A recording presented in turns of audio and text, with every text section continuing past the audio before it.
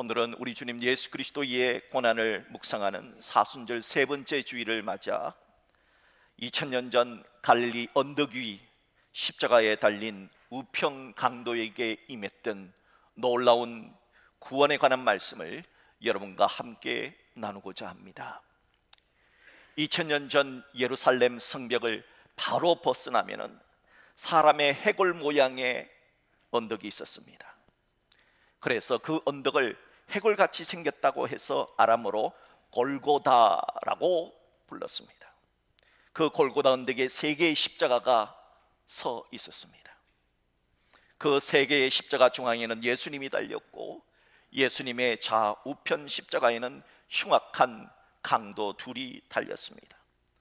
당시의 십자가형은 죄질이 아주 무거운 흉악범들, 그리고 로마의 반기를 들었던 정치범들을 십자가에 매달아서 못 박힌 손과 발에서 흘러나오는 피로 인해서 오랜 시간 고통을 느끼며 죽게 하는 사형법인, 한마디로 피 말려 죽이는 가장 잔혹한 사형법이었습니다.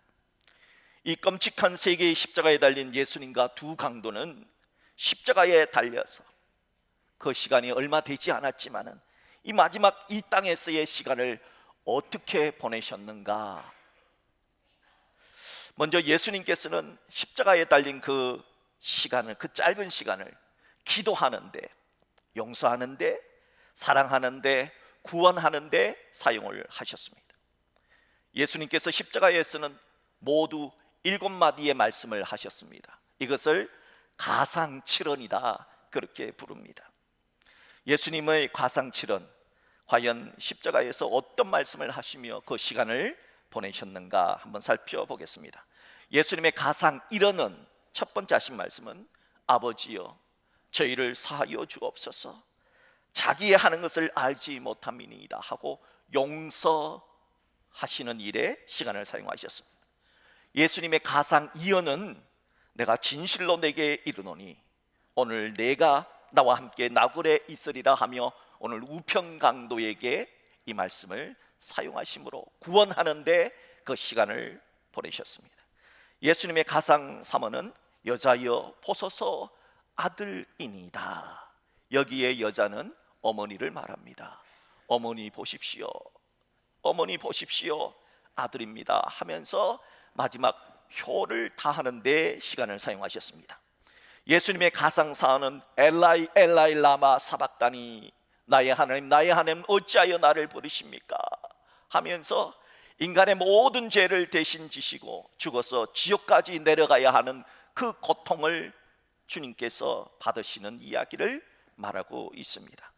예수님의 가상 5언은 내가 목마르다 하시며 예수님도 우리와 동일한 목마름을 가지고 계셨음을 압니다.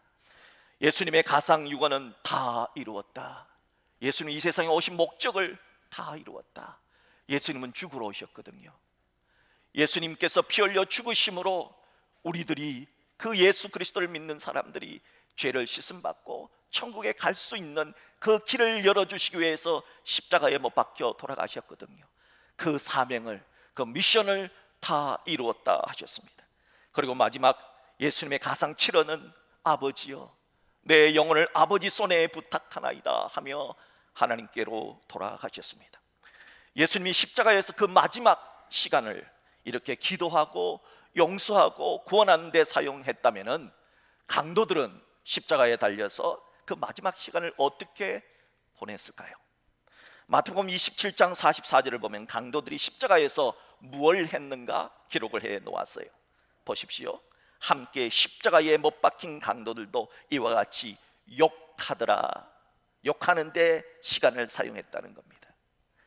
그들의 마지막 시간, 그 남은 시간을 사람을 욕하고 그리고 저주하는 데 사용했다는 겁니다. 그렇다면 강도들이 누구를 욕했느냐, 또 무슨 욕을 했느냐? 성경은 재미있게도 마태복음 27장 39절 이하에서 그 내용을 자세하게 기록해 놓았습니다. 지나가는 사람들은 자기 머리를 흔들며 예수를 모욕하며, 먼저 십자가 곁을 지나가는 사람들이 있었는데 예수님을 욕했다는 겁니다. 뭐라고 욕을 했는가? 이르되 성전을 헐고 사흘에 짓는 자여 그 당시에 있었던 헤롯 성전은 무려 46년 동안을 리모델링을 했습니다. 그런데 그 성전을, 예루살렘 성전을 헐고 3일 만에 짓는다고 말한 너여, 예수님의 죽으시고 3일 만에 부활하신다는 이야기를 그렇게 하신 겁니다. 내가 만일 하나님의 아들이어든 자기를 구원하고 십자가에서 내려오라, 너 하나님의 아들이라며, 그러면은 십자가에서 한번 내려와 봐라 하며 희롱하며 욕을 했습니다. 자, 또 누가 예수님을 욕했는가? 마태복음 27장 41절 계속해서 이어지는 말씀입니다. 그와 같이 대제사장들, 서기관들, 장로들과 함께 희롱하여 이르되, 여기에 나오는 대제사장, 서기관, 장로들은 유대교라고 하는 종교의 최고 지도자들입니다. 그들이 예수님을 욕했다는 겁니다. 뭐라고 욕했느냐? 그가 남은 구원하였으되 자기는 구원할 수 없도다. 아니, 남은 많이 살리고 병도 고치고 그랬는데 왜 자기는 십자가에서 못 내려온대? 그가 이스라엘의 왕이로다. 지금 십자가에서 내려올지어다. 그리하면 우리가 믿겠노라. 그가 하나님을 신뢰하니 하나님이 원하시면 이제 그를 구원하실지라. 그의 말이 나는 하나님의 아들이라 하였도다. 하나님의 아들이라면서 왜 십자가에서 못 내려오나? 예수님이 십자가에서 내려오면 어떻게 됩니까? 우리의 구원은 물 건너가는 겁니다. 예수님이 십자가에 못 박혀 죽으시려고 오셨는데 그 예수님 보고 십자가에서 내려오라, 그러면 내가 믿어줄게, 그러면서 하나님의 뜻도 모르고 예수 그리스도를 욕했다 하는 겁니다. 이렇게 예수님을 욕을 할 때 십자가에 못 박힌 이 두 강도들을 함께 욕을 했다는 거예요. 몇 시간 후면 죽을 두 강도가 그들의 남아있는 그 소중한 시간을 고작 예수님을 조롱하고 욕하는데 허비했다 하는 것입니다. 그런데 놀라운 반전이 일어납니다. 조금 전만 해도 주님을 욕하는 데 시간을 사용했던 두 강도 가운데 우편 강도가 갑자기 태도를 바꿉니다. 그러면서 오늘 본문에 있는 것처럼 예수여, 당신의 나라 임하실 때 나 같은 놈 좀 기억해 주십시오 라고 예수님께 구원을 요청하게 된 겁니다. 도대체 무엇이 그 짧은 시간에 이 강팍한 우편 강도를 변화시킨 걸까요? 예수님께서는 우편 강도에게 어떤 말씀을 하신 것도 아닙니다. 예수님은 우편 강도에게 어떤 기적을 행한 것도 아니에요. 그렇다면 무엇이 그를 변화시킨 걸까요? 여기서 잠시 우리 고대의 문헌을 살펴보면서 두 강도가 어떤 자들이었는가 하는 것을 한번 살펴보겠습니다. 외경으로 불려지는 니고데모 복음에 의하면 왼편 강도의 이름은 기스마스요, 우편 강도의 이름은 디스마스, 아주 가까운 형제 친척이었다 하는 겁니다. 그런데 늘 이 두 형제가 못된 짓만 하며 자랐습니다. 그러다가 결국은 로마 사람을 죽이고 로마 시민권자를 죽이고 강도짓을 하다가 붙잡혀서 십자가형을 받게 되었다는 겁니다. 그 당시에 십자가는 아무나 처형되는 게 아니에요. 아주 잔인한, 그러니까 무슨 수많은 사람들을 죽이는 테러범이라든지 정치범이라든지 이런 사람만 십자가에 달리는 거거든요. 이 두 강도가 달린 이유가 로마 시민권자를 죽였다 하는 것 때문입니다. 이 두 강도는 십자가를 지고 형장인 골고다로 향하는 동안에 내가 부모 잘못 만나서 이렇게 됐다고, 내 인생이 이렇게 꼬인 이유는 부모 잘못 만났다고 부모를 저주하고, 세상에 이게 잘못됐다고, 세상이 비정상이라며 세상을 저주했습니다. 그러다가 다른 사람들이 예수님을 욕하자 자기도 뭔가 분노를 표출하기 위해서 뭔가 화를 내야 되는데 남들이 예수를 욕하니까 등달아서 같이 예수를 욕했다는 겁니다. 그러다가 우편 강도인 디스마스는 소문으로만 들었던 예수님을 직접 보니까 이분이 욕먹을 분이 아니라는 것을 알았습니다. 우편 강도는 예수님이 자신을 십자가에 못 박은 자들, 예수님을 욕하는 자들에게 예수님은 자기처럼 화를 내거나 저주하거나 분노하지 않는 모습을 봤습니다. 그리고 도리어 아버지여 저희를 사하여 주옵소서, 용서해 주옵소서, 자기의 하는 것을 알지 못합니다 하고, 저들은 알지 못하고 예수님을 모욕하고 욕한다 하면서 용서하시는 말씀을 듣게 된 겁니다. 저런 자들까지 어떻게 용서해 주실 수가 있을까? 그렇게 용서해 주시는 예수님의 말씀을 들은 우편 강도는 어떻게 예수님은 저런 자들을 용서해 줄 수가 있을까?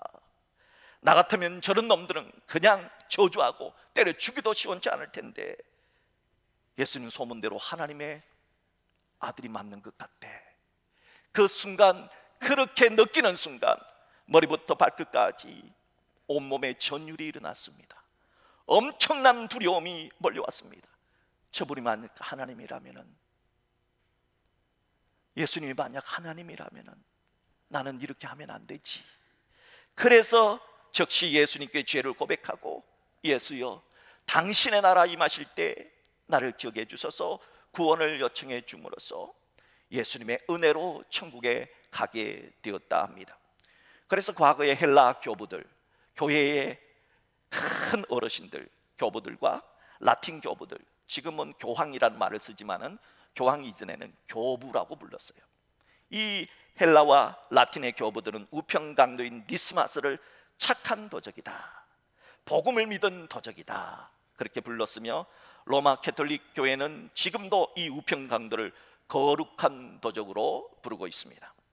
오늘 이 우평강도의 이야기는 무엇이 지옥으로 가든 우평강도의 운명을 천국으로 바꾸게 한 것인가 하는 진리를 가르쳐 줍니다. 저는 그 진리를 세 가지로 여러분과 함께 나누고자 합니다. 첫째, 무엇이 운명을 바꾸는가? 하나님에 대한 두려움, 하나님에 대한 거룩한 두려움, 경외라 그러지요. 하나님에 대한 두려움이 운명을 바꾸게 했습니다. 자, 본문 40절 말씀을 보세요. 하나는 그 사람을 꾸짖어 이르되, 이 우평강도가 좌평강도를 꾸짖어 이르되, 내가 동일한 정죄를 받고서도 하나님을 두려워하지 아니하느냐. 우평강도는 예수님께서 십자가의 그 고통 속에서도 예수님을 조롱하고 모욕하는 자들을 용서해 주시는 그 놀라운 사랑의 말씀을 듣고서 예수님이 하나님이구나 하는 확신을 갖게 되었습니다. 그러나 좌평강도는 여전히 악에 바쳐서 자신의 악을 누군가에 풀어내야 되기 때문에 계속해서 예수를 향해서 욕을 퍼부었던 겁니다. 그래서 우평강도는 좌평강도에게, 넌 어째서 하나님을 두려워하지 않느냐? 아무리 강도라도, 아무리 못난 인간이라도 하나님은 두려워해야지 라고 말했던 겁니다. 이걸 통해서 하나님을 두려워할 줄 아는 마음, 이걸 경외라고 합니다. 하나님을 두려워할 줄 아는 마음, 하나님 말씀에 대해서 떨 수 있는 사람, 그 사람이 바로 천국에 갈 수 있는 첫 출발점이다 하는 것을 알 수가 있습니다. 누가복음 5장을 보면은 갈릴리 어부였던 베드로가 어떻게 해서 예수님의 제자가 되는가 하는 것을 상세하게 기록해 놓았어요. 하루는 예수님께서 베드로의 배를 빌렸습니다. 그리고 말씀을 전가하십니다. 옛날에는 이 마이크가 없잖아요.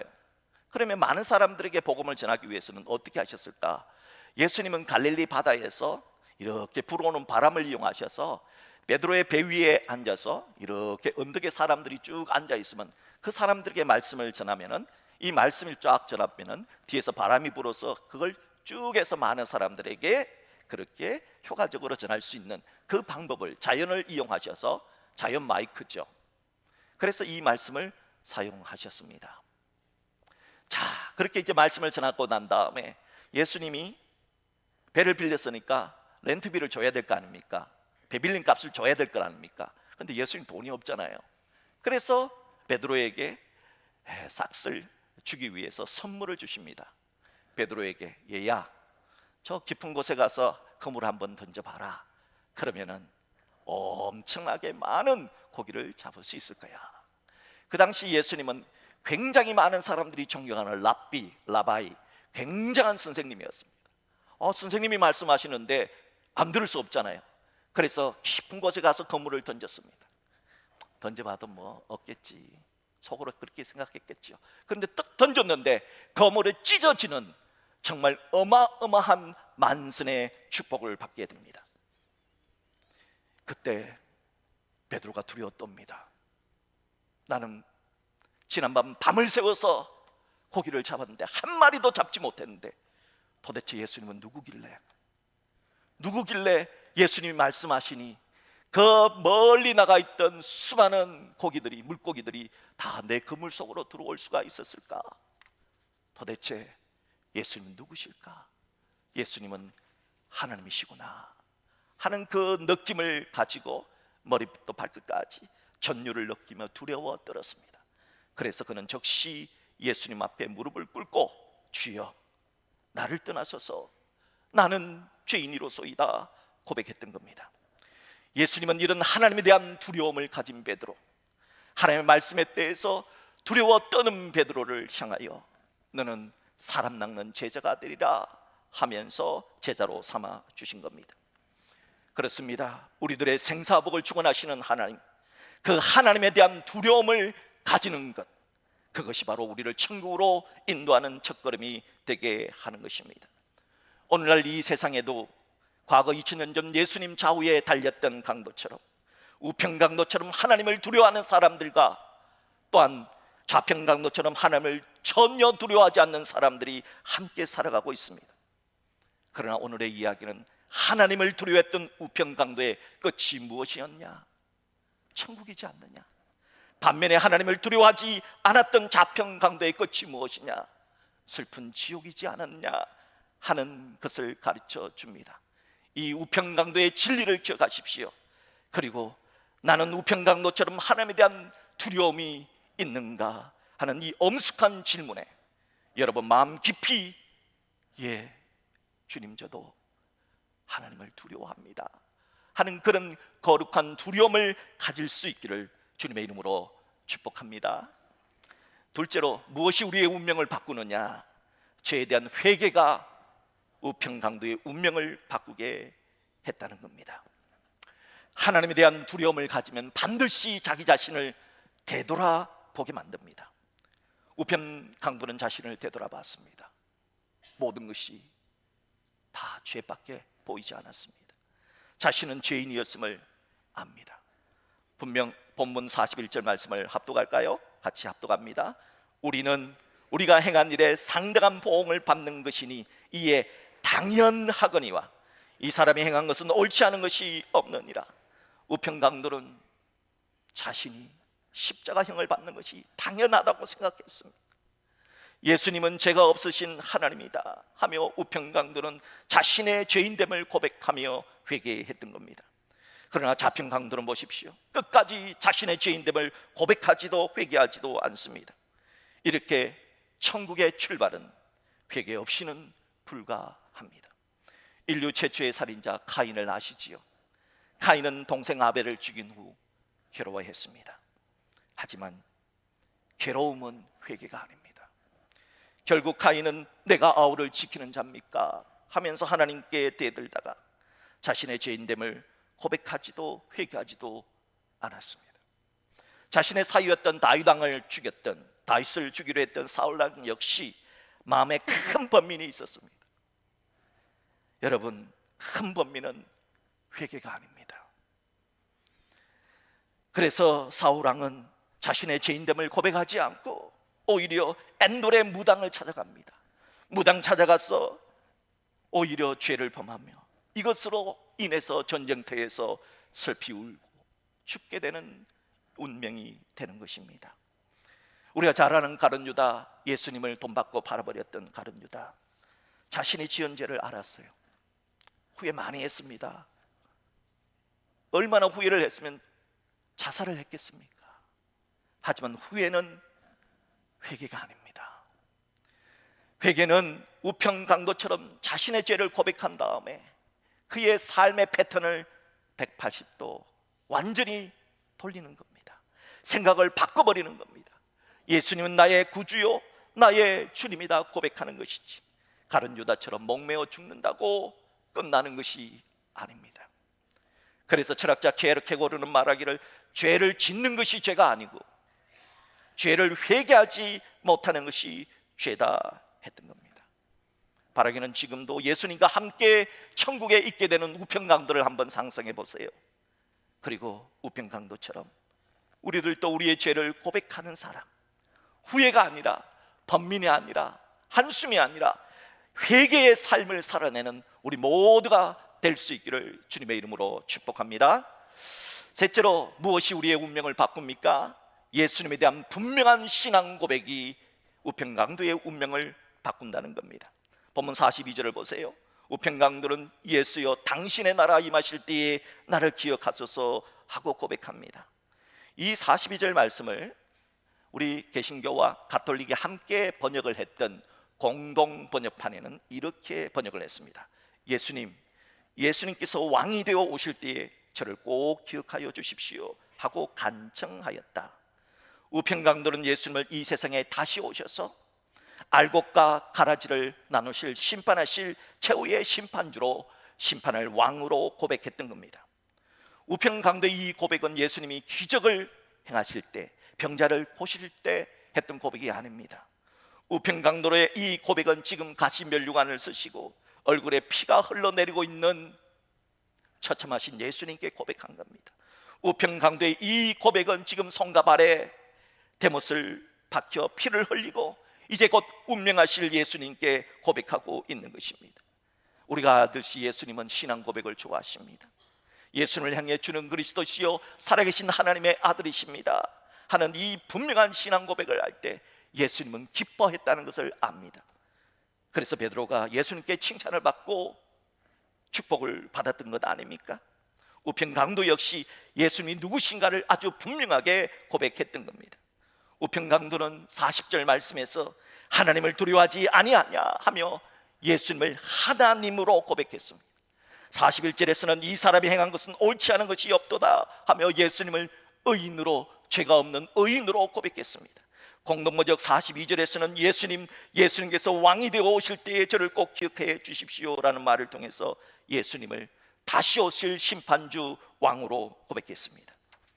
우편강도의 그 고백을 들으신 예수님은 어떻게 반응하셨을까요? 우리 같이 한번 합독하도록 하겠습니다. 내가 진실로 내게 이르노니 오늘 내가 나와 함께 낙원에 있으리라. 놀라운 축복을 받습니다. 천국 입성을 허락받습니다. 그러나 자편강도는 예수님을 자신처럼 극악무도한 범죄자로 여기며 예수님을 조롱하다 마지막 그에게 주어진 좋은 기회를 날려버리고 말았던 겁니다. 예수님의 천국 응답을 약속받은 우편강도의 신앙 고백은 우리가 알듯이 그렇게 긴 기도문이 아닙니다. 우편강도의 고백은 오늘 본문 42절 말씀처럼 예수여 당신의 나라 임하실 때에 나 같은 놈도 기억해 주십시오 입니다. 이 짧은 한마디의 신앙 속에 바로 우편강도의 진심이 담겨 있었습니다. 회개가 담겨 있었습니다. 이 짧은 신앙 고백 속에 주님의 왕되심이 담겨 있었습니다. 사랑하는 성도 여러분, 우리들도 이 우편강도처럼 예수님에 대한 분명한 신앙 고백을 살아야 됩니다. 예수님이 누구신가 하는 분명한 신앙 고백을 가지고 그 믿음을 가지고 살아내시기를 주의 이름으로 축복합니다. 우리들이 전도를 하다 보면은 종종 이런 사람을 만날 때가 있어요. 예수 믿으세요. 그러면 나 같은 놈은 도저히 천국 갈 자신이 없어요. 예수 믿기에는 너무 늦었어. 나이가 너무 많아. 젊었을 때 믿어야 하는데 이 나이에 예수 믿는다는 것이 너무 염치가 없어. 내가 미안해서 교회를 못 가. 그렇게 얘기하는 사람 있습니다. 그럴 때 오늘 이 우편강도의 이야기를 들려주십시오. 이 사람이 십자가 위에서 몇 분 동안 예수 만나서 천국 갔나요? 몇 시간 안 됐습니다. 대부분 그렇게 말하는 사람들은 최소한 하루 이틀 이상은 충분히 살 수 있는 분들입니다. 그러므로 늦은 시간은 없습니다. 또한 여러분 주변에 과거에 신앙생활 잘 하시다가 여러 가지 이유로 방학을 하고 계신 분이 계실 거예요. 그런 분들에게도 우편강도의 이야기를 해 주십시오. 우편강도가 천국에 들어가기 위해서 행한 행동 무엇입니까? 회개하고 주님을 향한 신앙 고백 외엔 별다른 행복이 없었습니다. 그 말은 우편강도가 천국 간 것이 우편강도의 노력이 아니라는 겁니다. 오직 주님 주신 은혜 때문에 천국 가게 되었다는 겁니다. 그래서 유명한 신학자인 칼 바르트는 하나님의 나라 천국은 십자가를 통해 구원받은 자에게 주어지는 곳이요, 주어지는 것입니다. 성취가 아닙니다. 인간의 힘과 공로를 초월한 곳이다 했은 것입니다. 이제 오늘 말씀을 맺고자 합니다. 고대로부터 내려오는 예수님의 십자가 사형에 대한 하나의 전설이 있습니다. 예수는 이미 십자가를 지시기 전에 정말 많이 맞으셨습니다. 정말 심한 매질로 피를 많이 흘렸습니다. 그리고 심한 탈수와 탈진 등의 이유로 십자가에 달리신 때가 오전 9시입니다. 그런데 6시간 만인 오후 3시에 돌아가셨습니다. 예수님이 너무 빨리 돌아가자 이것을 확인하기 위해서, 예수님의 죽음을 확인하기 위해서 로마 군인이 옆구리에 창을 찔릅니다. 그때 창을 찔렀을 때 물과 피가 쏟아졌다, 그렇게 요한복음은 기록하고 있습니다. 그때 예수님을 찌른 로마 군인이 누구냐? 바로 외눈박이 군인이었다 합니다. 외눈군이었다. 예수님의 옆구리에서 흘러내린 그 피가 이 로마 군인의 얼굴 위에 확 덮쳤다는 겁니다. 그러자 그 로마 군인은 내가 예수를 죽였으니, 내가 하나님의 아들이라고 말하는 예수를 죽였으니 나에게 저주가 임할 거야. 나는 두 눈 다 볼 수 없는 사람이 될 거야. 나는 맹인이 될 거야. 그렇게 공포에 떨었다고 합니다. 그런데 이게 웬일입니까? 두 눈이 다 먼 것이 아니라 한쪽 눈마저 다 뜨게 되었다 하는 겁니다. 그때 그 로마 군인은 창을 내던지며 이렇게 소리 질렀다 전해집니다. 나는 예수를 찔렀는데 예수의 몸에서 나온 물과 피가 나를 축복하셨구나. 이 놀라운 사랑을 받았으니 나는 이제 어찌할까? 이제부터 나는 예수를 믿노라. 그렇게 고백했다 하는 겁니다. 우리들은 이 오래된 전설이 들려주는 이 전설의 핵심이 분명 우리 주님의 놀라운 사랑을 말하는 것임을 알아차릴 수가 있습니다. 오늘 본문에 나오는 우평강도의 이야기도 마찬가지입니다. 예수님은 우평강도의 그 짧은 시간 그 회개와 고백을 받아주셨습니다. 그리고 예수는 그가 살아왔던 과거의 무수한 그 죄악을, 그 붉은 죄악을, 지옥 같은 죄악을 흰 눈처럼 다 덮어주셨습니다. 그리고 그 강도를 용서해 주셨고, 오늘 내가 나와 함께 예수님과 함께 낙원에 있으리라 하는 천국 입성을 허락해 주셨습니다. 우평강도의 입장에서는 이 사랑을 어찌다 표현할 수가 있겠습니까? 웬 은혜인가, 웬 은혜인가, 웬 축복인가, 그렇게 말할 수밖에 없겠지요. 이런 놀라운 예수님의 사랑이 우평강도에게만 임한 것이 아닙니다. 사랑하는 성도 여러분, 우리들에게도 동일하게 이 놀라운 예수님의 사랑이 임한 것입니다. 주님의 그 사랑과 그 용서가 우리에게 임했기에 우리가 감히 하나님을 아버지라 부릅니다. 그리고 예수님을 주님이라 부릅니다. 여러분이 어떻게 하나님의 아들이 되고 딸이 됩니까? 여러분이 그런 능력이 있습니까? 그런 수준의 사람입니까? 아니지 않습니까? 그럼에도 어떻게 우리가 하나님을 아버지라 부르고 하나님이 내 아버지다, 내가 지금 죽어도 천국 갈 수 있는 하나님의 아들, 딸이라 부를 수 있습니까? 하나님의 은혜이지요. 이 모든 것이 다 하나님의 은혜이지요. 그래서 지금 우리가 예수님을 주로 고백하며 지금 우리가 이 예배의 자리에 있다는 것, 이것 자체가 하나님의 크신 은혜, 우리 주님의 놀라운 사랑과 용서를 받은 이유가 아니겠습니까? 사랑하는 성도 여러분, 이 놀라운 예수님의 사랑을 받은 우리들 어떻게 살아야 될까요? 사순절입니다. 사순절입니다. 우리 주님 우리 위에 십자가를 지시고 고난당하신 사순절입니다. 바라기는 이때만이라도 예수님을 조금이라도 흉내라도 댔으면 좋겠습니다. 예수님처럼 조금이라도 흉내내서 진짜 다른 사람 용서할 수 있는 사람이 되었으면 좋겠습니다. 예수님 조금이라도 흉내내어서 다른 사람 사랑할 수 있는 사람이 되었으면 좋겠습니다. 다른 때는 몰라도 이 사순절만이라도 예수의 복음을 전할 수 있는 그런 사람으로 살아냈으면 좋겠습니다.